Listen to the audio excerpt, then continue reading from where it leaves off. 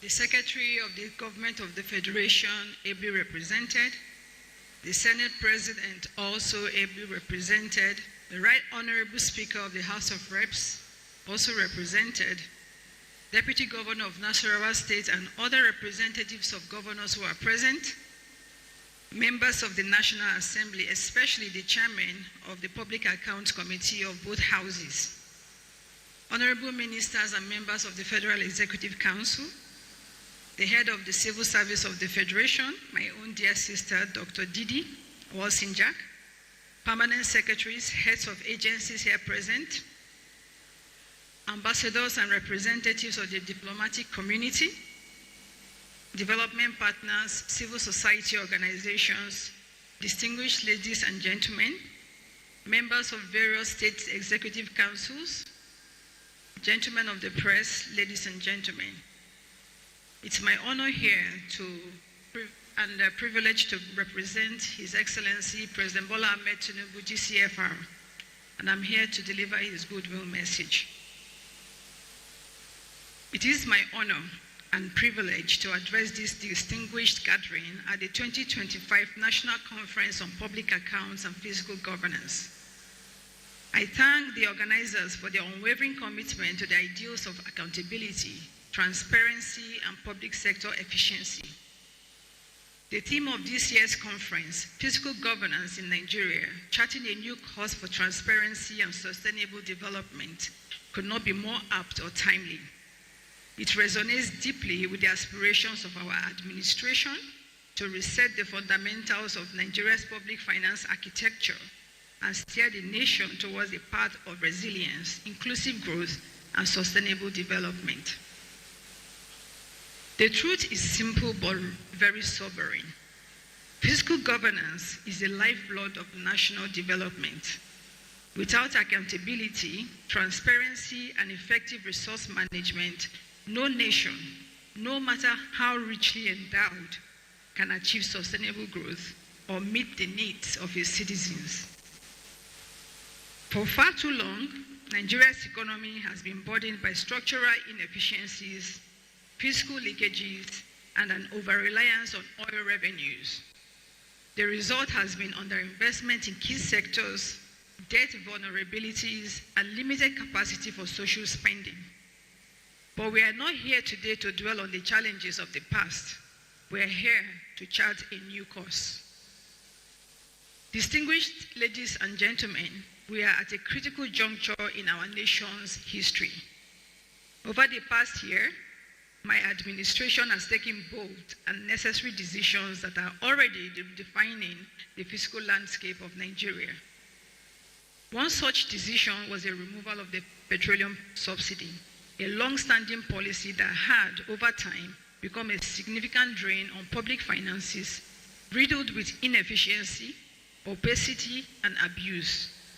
While this reform came with understandable pains, especially for our most vulnerable citizens, it was a vital step to free up fiscal space for investment in infrastructure, education, healthcare, and social protection. Indeed, in 2022 alone, Nigeria spent over 4 trillion on fuel subsidies, more than we allocated to capital expenditure.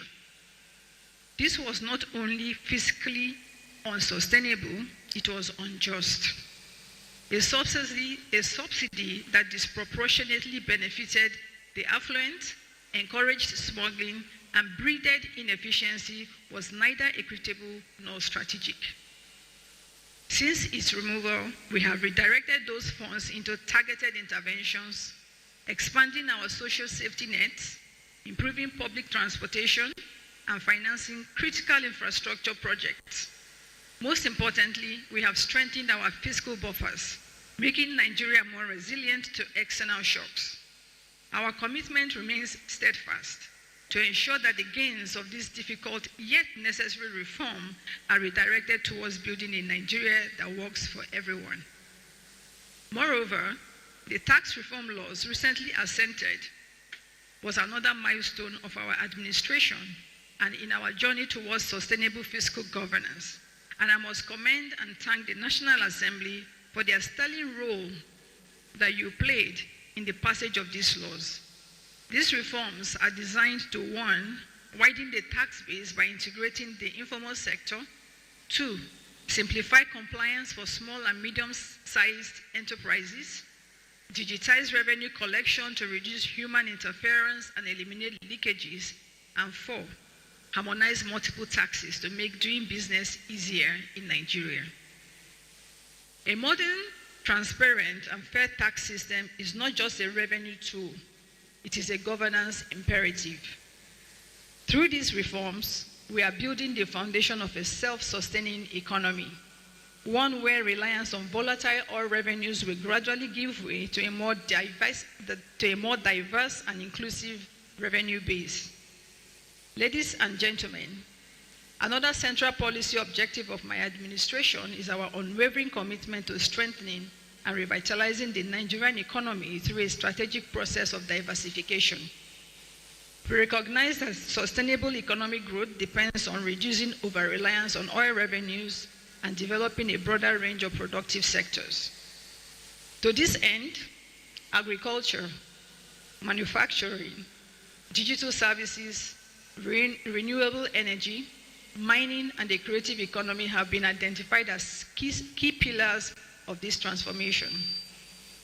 These sectors are receiving targeted investments, policy reforms, and infrastructural support aimed at boosting productivity, creating jobs, and fostering inclusive economic development across the country.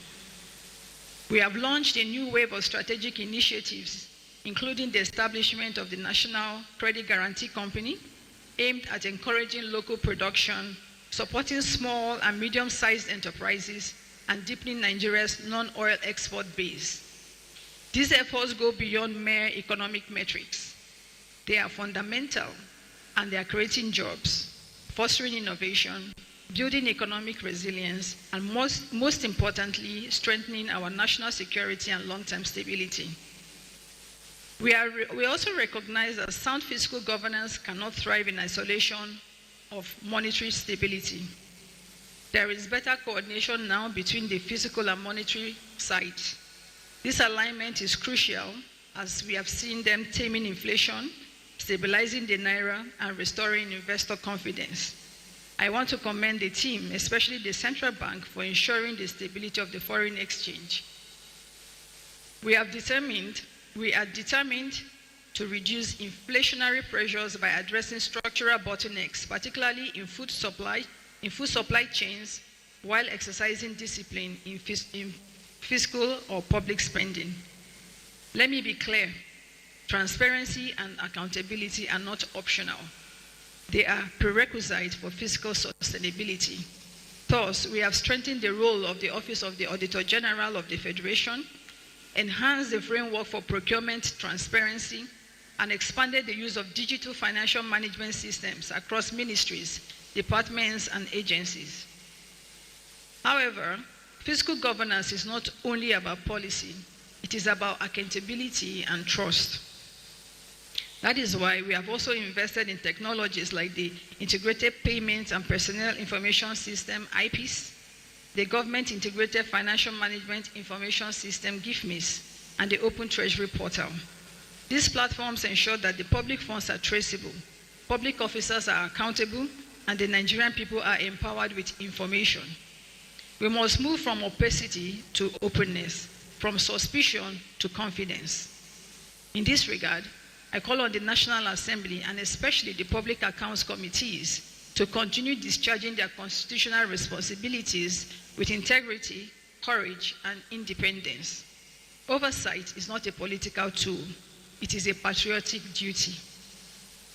Nigeria's ambition for sustainable development demands strategic investments in education, healthcare, infrastructure, and job creation. But these goals are unattainable without responsible budgeting and spending. Every project must be guided by value for money, and every budget must reflect the real priorities of our people. Furthermore, I must mention that fiscal governance cannot be effective without active citizen engagement. Nigerians must be empowered to ask questions, scrutinize public accounts, and demand accountability. And therefore, urge the civil society, the media, and the general public to partner with government in this journey, not as spectators, but as co-owners of the national project. Fellow Nigerians, good governance is a shared responsibility. The role of Parliament in oversight, the judiciary in upholding the rule of law, and the media in public enlightenment, civil society in advocacy, and the citizens in participation are all essential to building a Nigeria that is physically strong and socially just. We must institutionalize good governance, not as an aspiration, but as a standard. We must build institutions that are independent, efficient, and empowered to hold power to account. Let this conference serve not just as a forum for dialogue, but as a catalyst for action. Let it produce recommendations that will further strengthen our public financial management system and place Nigeria firmly on the path to economic sovereignty. As we chart this new course together, let me assure you, this administration is unwavering in its resolve to rebuild the public trust in government through transparent and responsible fiscal governance. We are laying the foundation not just for today, but for the future generations of Nigerians to inherit a nation that is prosperous, accountable, and truly sovereign in its economic destiny. Let us move together. Let us move forward together with courage, commitment, and faith in the Nigerian spirit. I hereby declare this conference open. Thank you very much, and God bless the Federal Republic of Nigeria.